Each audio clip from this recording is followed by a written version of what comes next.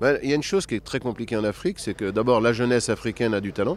C'est évident puisque beaucoup de corps aujourd'hui intègrent le cyclisme pro, mais je pense qu'il y a un gros boulot sur les dirigeants pour que des délégations de chaque pays se donnent les moyens d'intégrer le cyclisme dans l'esprit des politiques de leur pays pour que les jeunes Africains aient leur chance d'aller au Tour de France un jour. Mais je parle de toute l'Afrique, parce que le Rwanda, c'est l'exemple à suivre. L'Érythrée bénéficie d'une histoire avec l'Italie où le cyclisme est présent chez les gens en Érythrée. Mais je pense que c'est eux qui ont créé une saine émulation.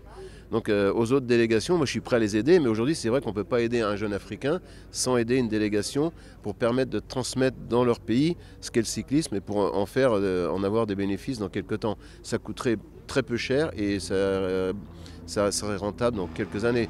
Je pense qu'il faut attaquer les jeunes minimes cadets. J'imagine dans mes rêves d'Afrique que j'aime des pelotons dans les grandes capitales de minimes cadets, des jeunes gamins, et qu'on détecte aujourd'hui avec les outils qu'on a, les futurs champions. Mais il faut que chaque Africain puisse se permettre de rêver d'aller au plus haut niveau. Et notamment, il n'y a pas que le foot, il y a aussi le cyclisme. Je dirais que le Rwanda, si on a la chance qu'ils aient le championnat du monde, ce sera le gros accélérateur. Il y aura un focus sur les championnats du monde. Ce sera de toute façon, si c'est au Rwanda, un succès colossal, parce qu'il y a une vraie population qui soutient leurs coureurs. Il y aura des Rwandais en course. Donc c'est important, on ne peut pas faire des championnats du monde où il n'y a personne. Pour moi, un championnat du monde va dans un pays qui montre l'exemple. Et le Rwanda a fabriqué des champions. On peut rendre hommage à Jonathan Boyer, qui a fait un boulot admirable depuis des années, depuis une vingtaine d'années.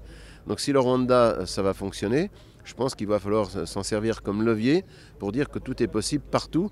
Parce que faire de la bicyclette en Afrique, je ne crois pas qu'il y ait beaucoup de continents aussi appropriés pour se déplacer en vélo.